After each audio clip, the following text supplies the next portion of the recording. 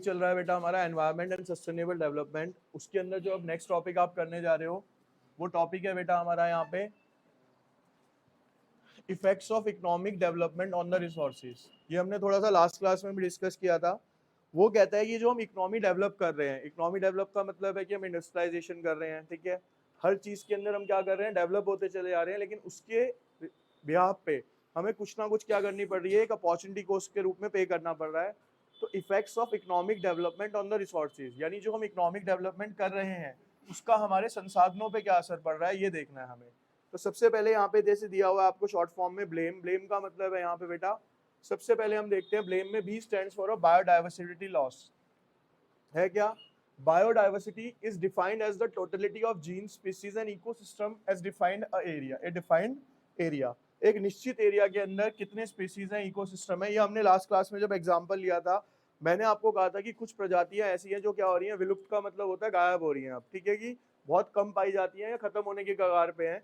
उसका रीजन क्या है कि जो हम डेवलपमेंट करते चले जा रहे हैं उसकी वजह से देखो क्या होता है, हम लोग हैं, हमें रहने के लिए जैसा एक एनवायरनमेंट चाहिए वो हमें मिला हुआ है। तो जानवरों का एक अपना एनवायरनमेंट था, लेकिन हमने उनके एनवायरनमेंट को क्या कर दिया बेटा, खत्म कर दिया, जिसकी वजह से कुछ स्पीसीज ऐसी थी उनको जो जो चीजें चाहिए थी वो खत्म हो गई, जिसकी वजह से वो स्पीसीज भी क्या होती चली जा रही है, अब खत्म होती चली जा रही है।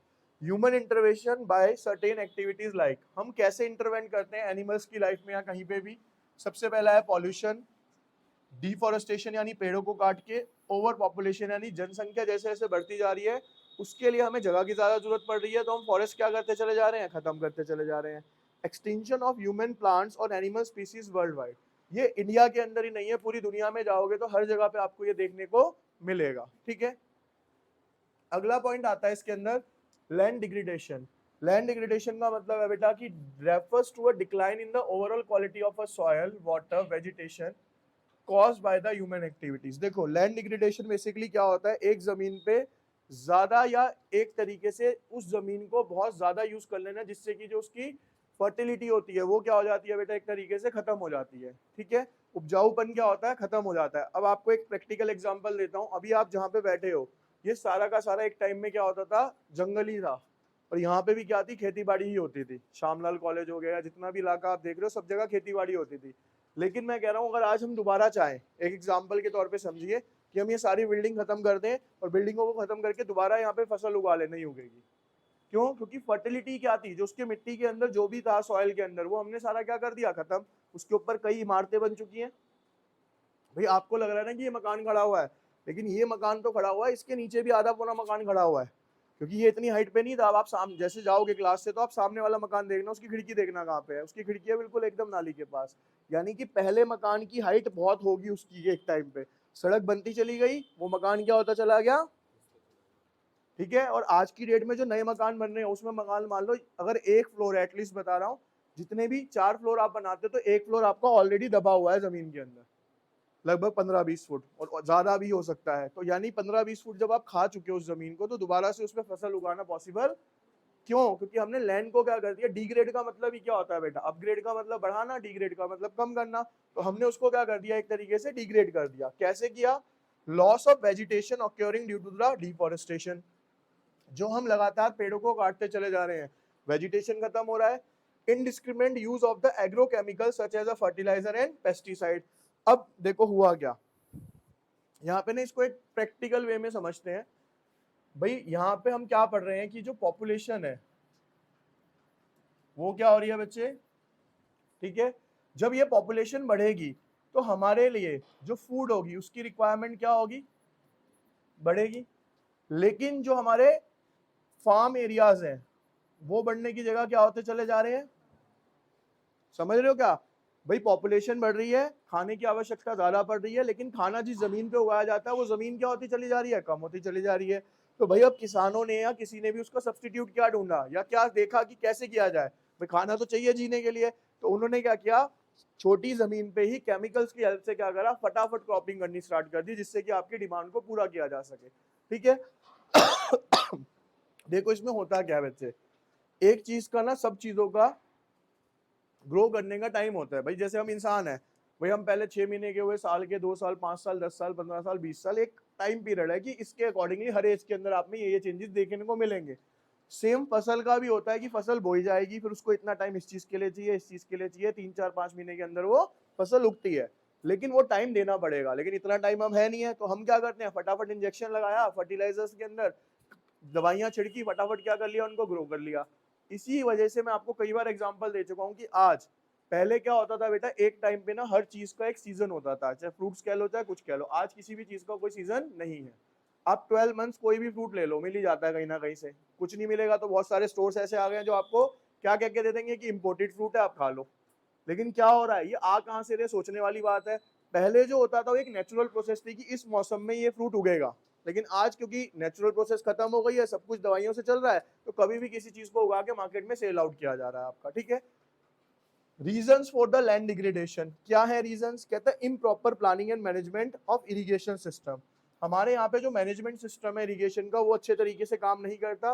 Unsustainable fuel wood and fodder extraction कहता है कि आज जो हमारे पास अनस्टेबल फ्यूल वुड यानी कि जो हमारे पास लकड़ी वगैरह है, फूडर एक्सट्रैक्शन, ये हमारे पास पूरे मात्रा के अंदर नहीं है। देखो क्या होता था, ये सारी चीजें ना बहुत ज्यादा चाहिए होती हैं, फ्यूल भी चाहिए होता है हमें, फिर एग्रीकल्चर करोगे, ट्रैक्टर है, ये सब कुछ चलेगा, सब चीजों के लिए हर एक चीज की रिक्वायरमेंट थी, लेकिन धीरे धीरे करके क्या होती चली जा रही है, रिक्वायरमेंट्स खत्म होती चली जा रही है।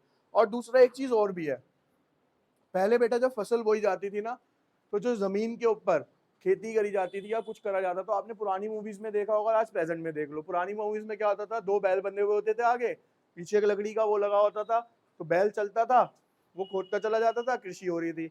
अब आज की डेट में उसकी जगह किसने ले लिया, मशीन्स ने ले लिया। तो ऑब्वियस सी बात है भाई, जो बैल की स्पीड होगी और जो ट्रैक्टर की स्पीड है, जमीन आसमान का फर्क होगा। तो जितना वो मशीन को खोदता है, वो ज्यादा खोद रहा होगा ट्रैक्टर, तो उसकी फर्टिलिटी भी क्या हो रही है, उतनी ही ज्यादा खत्म होती चली जा रही है ना। वो एक नेचुरल प्रोसेस से काम होता था, आज क्या हो रहा है, अननेचुरल प्रोसेस हो गई हमारे यहाँ पे सारी की सारी, ठीक है। इसके बाद आता है एयर पॉल्यूशन। एयर पॉल्यूशन में आता है, कहते हैं air pollution is the presence of material in air in such a concentration which are harmful to man and the environment. कहता है एयर पॉल्यूशन वो चीज होती है कि हमारे एनवायरनमेंट के अंदर किसी भी तरीके के, यानी एयर के अंदर कुछ भी ऐसे न्यूट्रिएंट्स, कुछ भी कह लो, बहुत छोटे छोटे कण होते हैं बेटा, जो हमें क्या देते हैं, नुकसान देते हैं, जो हमारी एयर के अंदर मिल जाते हैं, जिसकी वजह से क्या होता है, एयर पॉल्यूशन जाता है।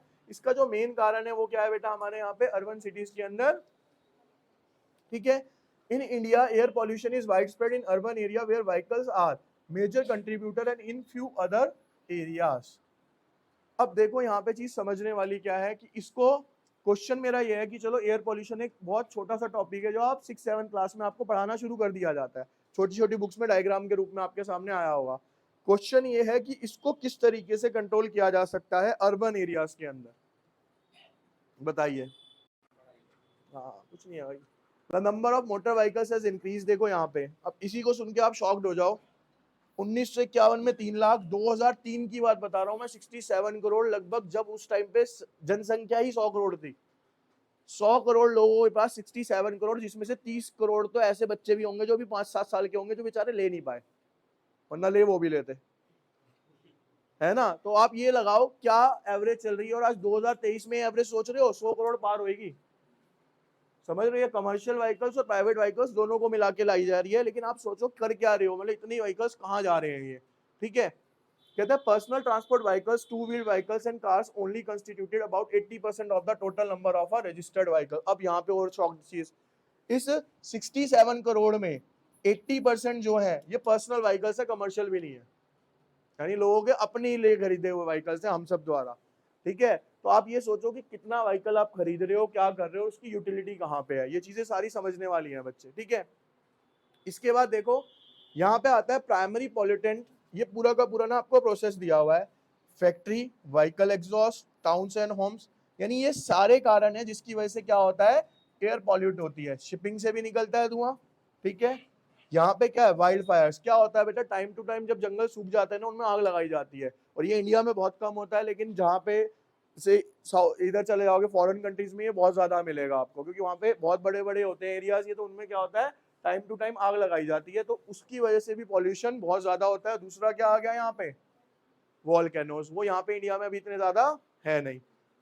अब देखो वाइल्ड फायर को हम इस कॉन्सेप्ट से जोड़ सकते हैं कि भाई दिल्ली के अंदर जो इस टाइम चल रही है वो क्या जलने से हो रही है, कराली, वो एक छोटा सा है, मतलब इसका 10% पार्ट जलने से इतना पॉल्यूशन है। तो जहाँ पे पूरा का पूरा जंगल ही जला दिया जाता होगा तो वहाँ पे क्या पॉल्यूशन क्रिएट होता होगा, ठीक है। फिर आता है मैनेजमेंट ऑफ फ्रेश वाटर। अब बेटा यहाँ पे क्वेश्चन ये आता है कि हमें किस तरीके से करना है सही इसको। कहता है मैनेजमेंट ऑफ फ्रेश वाटर का मतलब है water quality has continue destroyed the world. देखो बच्चे, आज की डेट में नॉर्मली जितने भी डॉक्टर्स हैं अच्छे अच्छे, वो आप सबको ये बार बार ये कह रहे हैं कि जो आप फिल्ट्रेशन वाला पानी पीते हो वो कहीं ना कहीं हेल्थ के लिए बहुत ज़्यादा नुकसानदायक है। नुकसान का रीज़न समझ लो आप क्या होता है। देखो, मैं आपको ना एक एग्जांपल देता हूँ, प्रैक्टिकल वे में ही समझते हैं ताकि आपको याद रहे वो। आप इन जगहों पे जाओ, ठीक है, इन जगहों पे जाओ आप, यहाँ पे आप भरपेट खाना खाओ जो भी खाना है, क्योंकि यहाँ का खाना होता ही हैवी है। फिर पंजाब का तो मक्खन घी के बिना ही नहीं चलना, हरियाणा का एक अपना ही कॉन्सेप्ट चलता है, वहाँ पे भी दूध दही मक्खन चलेगा ही चलेगा। तो ये दोनों क्या होगा, एक तरीके से खाना बहुत हाई लेवल का होता है, मतलब बहुत ही ज़्यादा, जिससे आपको क्या होगा, वेट बढ़ना, ये होना, सब कुछ की दिक्कत रहती है। लेकिन यहाँ पे क्या है बेटा, आप कभी भी नोटिस करना, जब आप यहाँ पे जाओगे ना और यहाँ का पानी पियोगे तो आपका वहाँ पे डाइजेशन प्रोसेस बड़ा स्ट्रांग रहता है। रीजन क्या होता है कि वहाँ के जो पानी है ना, पानी के अंदर ही क्या होते हैं, बहुत सारे न्यूट्रिएंट्स मिलेंगे आपको। फिल्टर वाला होता नहीं है तो आप डायरेक्टली पी रहे हो। लेकिन अब दिल्ली जैसे शहरों में क्या हो गया, आप सारा पानी ही कौन सा पी रहे हो, फिल्टर लगे हुए हैं घर के ऊपर। अब आपको ये भी नहीं पता उसमें टीडीएस लेवल भी एक चीज होती है, वो आता है करके सेट चला जाता है। टीडीएस लेवल वो सेट क्या करके जाते हैं, वो कंपनी का फिल्टर लगा के गया, वो आपको ये दिखा के जाएगा, भैया मैं ना आपको फिल्टर लगा के देख रहा हूँ। आप पूछोगे जी सर कैसा है, आपका खारा पानी भी है, बिल्कुल मीठा और लाइट कर देगा, आप खुश। उसने दिया ग्लास में, कांच के ग्लास में दिखाएगा, देखो कितना प्योर है, आप पियोगे आपको बड़ा लाइट भी लगेगा, वो ऑब्वियस ही बात है लाइट लगेगा, क्योंकि टीडीएस लेवल खत्म। टीडीएस लेवल खत्म करने का मतलब है जितने भी न्यूट्रिएंट्स थे उसके अंदर वो सारे वॉश आउट हो गए। अब आप सिर्फ वो पानी ही पानी पी रहे हो एक तरीके से, उसके अंदर जो भी चीजें थी ना, आयरन मिनरल्स बोलते थे ना, मिनरल्स लेने हैं ये लेने, सब गए। तो अब जैसे ही आप उसका टीडीएस लेवल बढ़ाओगे तो टीडीएस लेवल बढ़ाते ही उस पानी के अंदर वेट आएगा। आप सोचोगे सर पानी का वेट तो हमने कभी महसूस ही नहीं किया, लेकिन पीने में आपको पता चलेगा, कभी ट्राई करके देखना।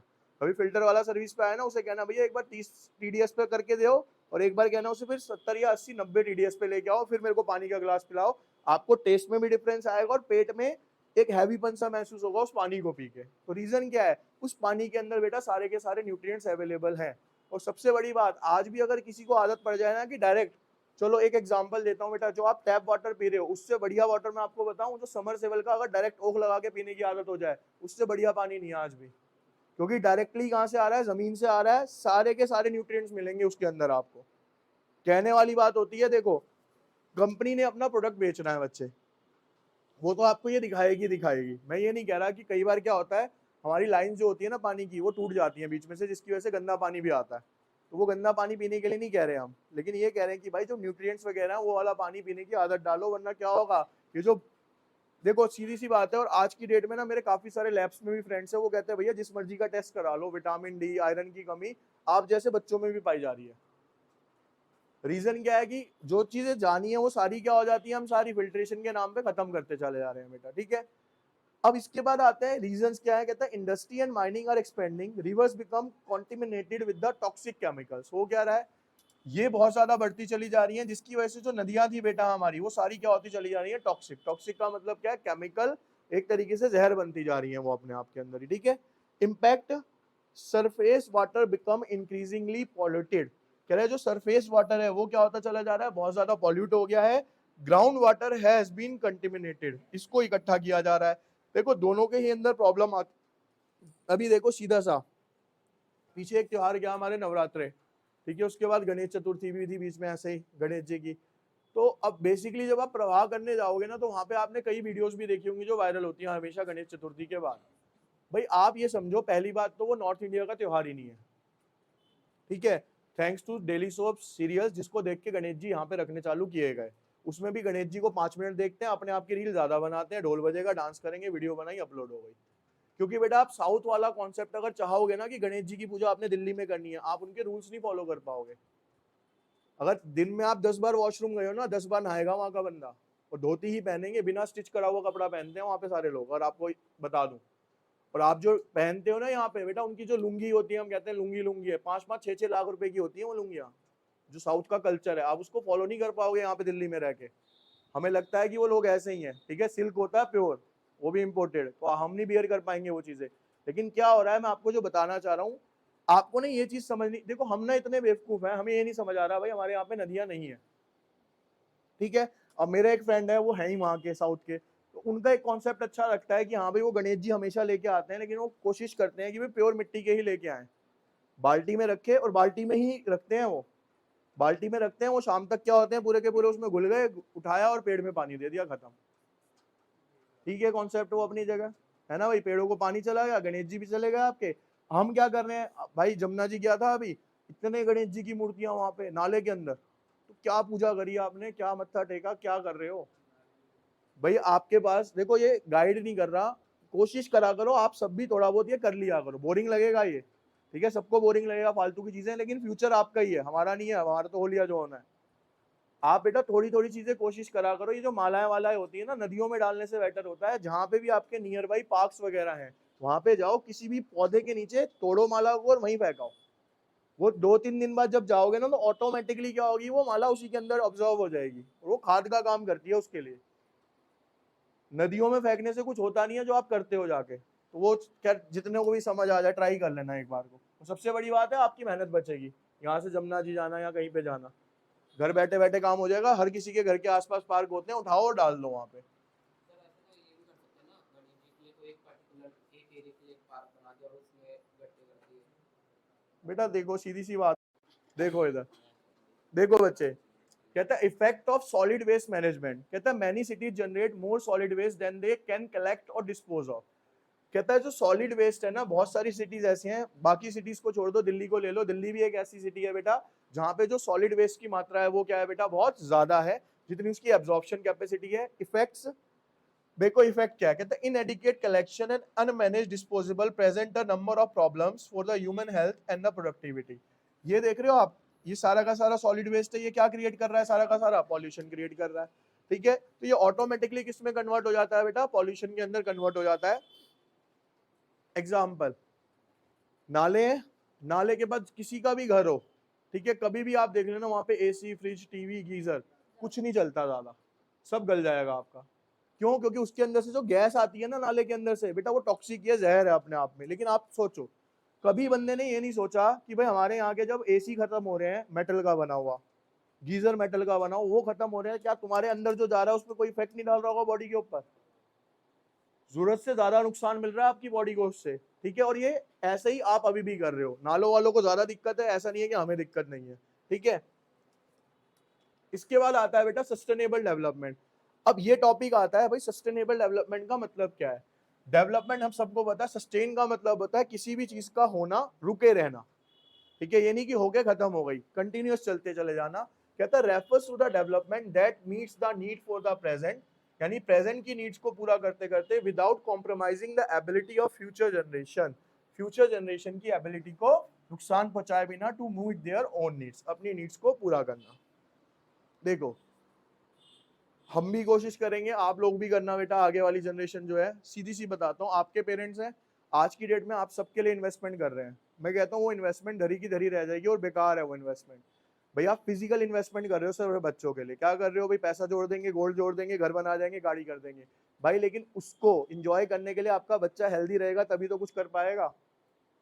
आपको इन्वेस्टमेंट क्या करनी है एज अ पेरेंट्स, कि जितना हम एनवायरनमेंट को बचा सके, अपने किस तरीके से बचा सकते हो सब कर सकते हो, ठीक है, ये आपको भी करनी है। देखो मैं ये मानता हूँ 10-10 20-20 50-50 जने भी शुरू करोगे ना बेटा, देखो सही बात को समझाने में ना हमेशा टाइम लगेगा। किसी भी बात को देख लेना, देश को 200 साल इसी लग गए आजाद होने में, 200 साल बाद समझ आई कि देश को आजादी मिलनी चाहिए, तो 200 साल एक टाइम पीरियड था। समझाओ वो पहले दिन से रहते कि देश आजाद होना चाहिए, लेकिन समझ नहीं आई, 200 साल लग गए ये चीज समझ आने में, क्योंकि वो सही चीज थी। अभी क्या हम बोर होते हैं इन चीजों से, सबसे बड़ी बात है जब तक हम ये बोर होना बंद नहीं होंगे ना, हम फालतू की चीजों को एंजॉय कर रहे हैं, काम की चीजों में बोर हो रहे हैं। तो जब तक आप इन चीजों से थोड़ा बाहर निकलो, और कोई भी शुरू कर सकता है आप में से, और थोड़ा थोड़ा करोगे ना, अब आप बेटा दिवाली में जितने पैसों में आग लगाओगे ना, उसका 50% ऐसी जगह पे जाके देना किसी को जिसको एक्चुअल में नीड लग रही हो आपको। अच्छी बात है भाई, करनी भी चाहिए। देखो चलो इधर आ जाओ वापसी। इसके बाद आता है बेटा word needs means future generation means. कहता है वर्ड नीड का मतलब है distribution of resources particularly the poor majority, for employment, food and energy, water, housing. Future generation means we should leave to the next generation a stock of quality of life assets no less than the what we have inherited. समझ गए क्या कह रहा है? कह रहा है जो आज हमारे पास हवा पानी सब कुछ है, हम इस तरीके से डेवलपमेंट करें कि जो हमारी फ्यूचर जनरेशन है बेटा वो चीजें भी देख पाए। और मैं बड़े दुख के साथ ये कहूंगा कि फ्यूचर जनरेशन छोड़ दो, जो मैंने देखा वो आप ही नहीं देख पा रहे। मैंने आपको क्या बोला, इस जो जिस मौसम में आप बैठे हो ना बेटा, इस मौसम के अंदर एक्चुअल के अंदर जब सुबह 5-6 बजे हमारी क्लास होती थी ना, सामने वाले मकान नहीं दिखते थे, जिसे फॉग कहते थे। आज तो फॉग देखने को दिसंबर में नहीं मिलती, दिसंबर में भी वो पॉल्यूशन ही होता है जो थोड़ी देर बाद गायब हो जाता है। फॉग का मतलब होता था आपके ग्लासेस वगैरह सब ढके हुए होते थे पानी की ओस से, कहाँ है, खत्म, सीधा जाओगे बाहर ही घूमने। तो सारी चीजें समझो कि 10 साल में सब कुछ खत्म हो गया तो अगले 50 साल में तो कुछ मिलने ही नहीं वाला हमें। देखो इसके बाद स्ट्रेटेजीज ऑफ सस्टेनेबल डेवलपमेंट क्या है भाई, बटर है, इसमें देखो क्या है, सबसे पहले बायो कंपोस्ट कहता है use of chemical fertilisers has increase the agriculture production. देखो बायो कंपोस्ट यूज करने से क्या होगा बेटा, हमारा प्रोडक्शन तो बढ़ जाएगा, इसके अंदर एग्रीकल्चर के अंदर इफेक्ट क्या पड़ेगा, लेकिन जो आपकी प्रोडक्टिव लैंड होगी बेटा वो क्या हो जाएगी, यहाँ पे खत्म हो जाएगी, उसका उपजाऊपन क्या हो जाएगा, कंटेमिनेट द वाटर बॉडीज, और जितनी भी आपकी वाटर बॉडीज है वो भी क्या होती चली जा रही है, एक तरीके से खत्म होती चली जाएंगी। Solution, farmers have started using a compost made from the organic waste of the different type. हमें दोबारा से कोशिश करनी चाहिए कि हमें किसके ऊपर आना चाहिए बेटा, ऑर्गेनिक आउटपुट के ऊपर आना चाहिए। इसके बाद कहता है use of non conventional source of energy. Non conventional sources क्या थे बेटा, जो पुराने चलते थे, कहता है non conventional source like wind power, solar rays are clear and greener technologies. ये सारी की सारी क्या है बेटा, हमारी एक तरीके से ग्रीनर टेक्नोलॉजीज कहलाती हैं। आज आप देखना बेटा, किसी केमिस्ट से जाके पूछना विटामिन D3 का कैप्सूल कितना बिकता है, वो कहेगा जी बहुत सेल है इसकी। विटामिन D3 का क्या होता है, कोर्स होता है कि हफ्ते में एक आपको कैप्सूल लेना होता है, विटामिन D3 नॉर्मल हो जाता है। अब आप ये सोचो कि आप दवाइयां खाना मंजूर कर सकते हो, लेकिन आप, मैं कह रहा हूँ ऊपर नहीं चढ़ सकते, बाहर सड़क पे तो धूप आ रही है, और आप बेटा ये कह रहा हूँ विटामिन D3 का कैप्सूल इक्विवेलेंट टू सिर्फ 15 से 20 मिनट की डायरेक्ट सनरेज, ठीक है, बराबर ही पड़ेंगी, लेकिन जो उसका फायदा मिलेगा विटामिन D3 का क्या रहता है, कुछ दिन रहता है, 6 महीने बाद फिर टेस्ट कराओ विटामिन D3 फिर नीचे चला गया, किसी का बराबर नहीं हुआ आज तक खा के वो गोलियां खाते हो ठीक हो जाता है, खत्म, फिर खत्म, ठीक है। effectively used to replace thermal and hydropower also. India is a naturally gifted with a large quantity of a solar energy in the form of sunlight. India बेटा दुनिया के अंदर एक लौता देश ऐसा है, एक तो सबसे पहली बात चारों ऋतुएं यहाँ पे मिलती हैं, यानी 4 तरीके के मौसम पाते हैं, सनलाइट सबसे ज्यादा मिलेगी आपको यहाँ पे, जो कि हम लेके राजी नहीं है, टैनिंग हो जाती है हमें, है ना। चलो इसके बाद आओ ट्रेडिशनल नॉलेज एंड प्रैक्टिसेस। कहता है जो पुरानी नॉलेज और देखो, कहता है traditionally Indian people have been close to their environment like traditional system of Ayurveda, Unani et cetera. आप मानो बेटा बाहर की कंट्रीज में ये बहुत ज्यादा फेमस हो चुके हैं आयुर्वेद वगैरह आज की डेट में, ठीक है, और वहां पे इससे यूज करके बीमारियां सॉर्ट आउट भी करी जा रही हैं।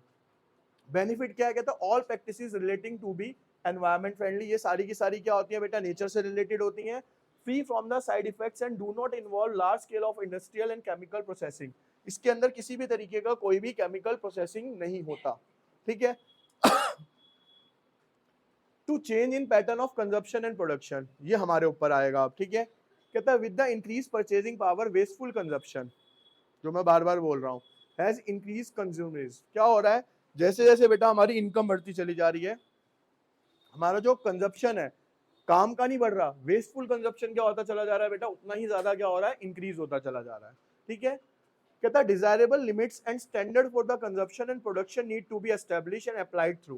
कहता है हमें कुछ ऐसा करने की जरूरत है कि एक डिजायरेबल लिमिट हो हमारी। सबसे पहली बात है डिजायर की कोई लिमिट ही नहीं है आपकी या मेरी भी, किसी की भी, वो कह रहे हैं कि लिमिट होनी चाहिए। देखो अभी एक स्टूडेंट थी मेरी लास्ट 2-3 साल पहले की, दीपा कुछ करके, उसने अभी स्टेटस लगाया हुआ था please donate for the dogs, कि आपके घर में अगर कुछ स्वेटर है कुछ भी है जो पुराना रखा हुआ है आप फेंके ना, मेरे को दे दो। उसने करा होगा वो एनजीओ चालू डॉग्स के लिए। तो ऐसे लोग भी हैं, और ये मैं ये नहीं कह रहा कि वो स्टूडेंट है, ऐसे ऐसे बेटा एक गुड़िया आती है रोज रात को ही आएगी, वो लगभग ऑफिस जाती होगी 11-11:30 आती है, उसका इतना बड़ा थैला होता है, उसके अंदर सारे इतने इतने उसने बनाए होते हैं, सारे उसमें पनीर के टुकड़े होते हैं, मेरे ख्याल से यहाँ 50-60 कुत्ते होंगे, सबको उसका डेली का है 1.5-2 घंटे लगा के जाना उसने रात को, ठीक है। तो वो बेवकूफ नहीं है, और एमएनसी में जॉब करती है वो, अच्छा खासा पैकेज है उसका, लेकिन क्या है उसके अंदर से, है कुछ करना है हमें जिंदगी में, सिर्फ ये नहीं खाया पिया सोए उठ गए फिर आ गए। तो जिन्होंने कुछ सोचा है वो कर रहे हैं जिंदगी में बेटा, ठीक है। तो यहाँ पे वही कह रहा है, मैंने भी आपको ये चीज कहा कि आप यूज करो, चीजें खरीदो पहनो सब करो, लेकिन जो जरूरी है वो करो, फालतू की चीजों को करने से कुछ देखो एजुकेशन, इंसेंटिव, लेजिस्लेशन, कहता है डिजायरेबल लिमिट्स हमें क्या है सेट करनी पड़ेंगी कि भैया हमें कहाँ कहाँ पे क्या क्या करना है, ठीक है। कहता है establishment of a mini hydel plants, hydel plants का मतलब होता है ये छोटी छोटी जगहों पे क्या किया जाए, बांध बना दिया जाए जिससे कि पानी इकट्ठा हो सके, या पानी देखो mountainous regions continuous stream can be found almost everywhere, कहते हैं जब माउंटेन्स में आप जाओगे कहीं ना कहीं से झरना बहता हुआ दिखेगा आपको, बहुत होते हैं झरने वहां पे, ठीक है। कहता है benefit streams can be used to generate electricity by the turbines through the mini hydel plants. अभी गडकरी जी ने शायद कहा था कि भाई नैनीताल के अंदर इतने झरने हैं कि उसकी पूरी नैनीताल का जो बिजली का कंजप्शन है उन झरनों से बनाया जा सकता है, ठीक है, सिर्फ हाइडल पावर, लेकिन उसकी कॉस्टिंग आएगी उसमें टाइम लगेगा बस थोड़ा सा, कह रहे लेकिन अगर वो कर दिया ना तो हमें बिजली के प्रोडक्शन की टेंशन नहीं है उस एरिया की, सारी बिजली ये सब कुछ।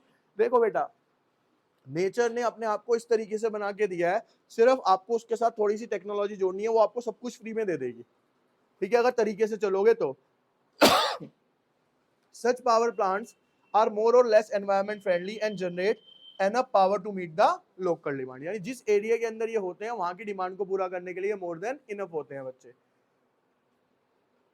रेस्ट्रिक्शन ऑन अ बायोपेस्ट, कहते हैं green revolution has increased the use of chemical pesticides which do not only contaminates the food products but also pollutes the water bodies.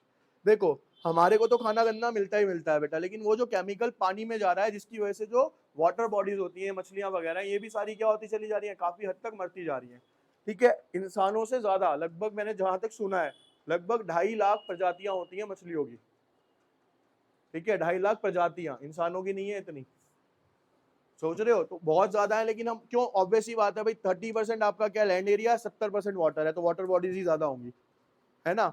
तो लेकिन क्या है हम उसको भी क्या करते चले जा रहे हैं बेटा, खत्म करते जा रहे हैं। कहते हैं neem based pesticides are environment friendly and the free from the side effects. Neem based जो पेस्टिसाइड्स होते हैं, आज भी मैं आपको बताता हूँ नीम का फायदा, सिंपल सा। गांव में जाओगे, आज की डेट में जब हमारे यहाँ पे बेबीज पैदा होते हैं ना, उन्हें नर्सरी में रख देते हैं, यहाँ रख देते हैं, वहां रख देते हैं कि भाई इसको क्या हो कि कोई पॉल्यूशन ना आ जाए, या मतलब बचाने के लिए। गाँव में चले जाओ बेटा, आज भी एक छोटा सा उनका जो भी पलंग तखत होगा ना, उसकी 4 किनारियां होंगी, चारों की तरफ क्या करेंगे, वो नीम की डंडियां लाएंगे टहनी तोड़ के, चारों तरफ वो टहनियां बांध देते हैं बस, समझ रहे हो। उसमें मतलब ये तो छोड़ दो कि चलो बैक्टीरिया आएगा, बैक्टीरिया छोड़ दो, वो तो इतना माना जाता है कि उसके अंदर तो कोई मतलब वो कहते हैं तंत्र मंत्र वाला, वो भी कुछ काम नहीं करता, मतलब नीम को इतना ज्यादा वो माना गया है, एंटीबैक्टीरियल जिसे कहते हैं, ठीक है। और सबसे बड़ी बात ये फैक्ट भी है, नीम की मैंने आपको पहले भी बताई थी, यहाँ तो मिलती नहीं है, नीम की दातुन अगर आप कर लोगे, अगर डेली बेसिस पे आप बना लोगे, 2 तरीके की बीमारियां बताते हैं, ना तो स्टमक का कभी कोई बीमारी होगी, और डेंटिस्ट के तो कभी जाना ही नहीं पड़ेगा आपको, जितने मर्जी अच्छे से अच्छे पेस्ट को कर लो, जो उसके अंदर ताकत है आज भी, ठीक है, लेकिन टाइम नहीं है हमारे पास। अब तो खैर मेरे ख्याल से बहुत बड़े बड़े ब्रांड्स हैं जिन्होंने नीम की टहनियां तोड़ के पैक करके 10-15 रुपए की एक टहनी बेचनी चालू कर दी है, ठीक है, वो ले लेंगे हम, स्टैंडर्ड है उसमें हमारा, ठीक है ना। Use of varieties animals and birds like snakes, lizards, owls, peacocks as a natural pest controllers. देखो बेटा क्या होता था, स्नेक, लिजर्ड, आउल्स, ये सारे क्या होते थे, पेस्ट कंट्रोलर्स होते थे। पेस्ट कंट्रोलर का मतलब है ये ना पहले पाए जाते थे और ये सारे कीड़े वीड़े जो भी आते थे ना, ये अपने आप ही खत्म कर देते थे खा पी के। आज भी आप देख लो भाई, जैसे अभी तो खैर दिखेगी नहीं, छिपकली इस टाइम पे दिखती नहीं है दिवाली के आसपास तो, लेकिन दिखेगी तो उसका काम ही क्या होता है, देखते हो आप, नोटिस भी करते हो अच्छे से उसकी जीभ कितनी बार है कैसे तो वही काम होता है उसका। तो जितने भी ये लोग होते थे इनका काम ही क्या था बेटा, जितने भी कीड़े वीड़े होते थे ये सब खा के खत्म कर देते थे। फिर आता है रोल ऑफ क्लीनर फ्यूल। देखो क्लीनर फ्यूल में क्या आता है, सीएनजी। कहता है अर्बन एरियाज में हमें इसको प्रमोट करना चाहिए, in rural areas use of a gobar gas is being promoted. Impact क्या होगा, significantly lowered air and household pollution. इससे क्या होगा बेटा, जो एयर और हाउस होल्ड पॉल्यूशन है वो क्या हो जाएगा आपका एक तरीके से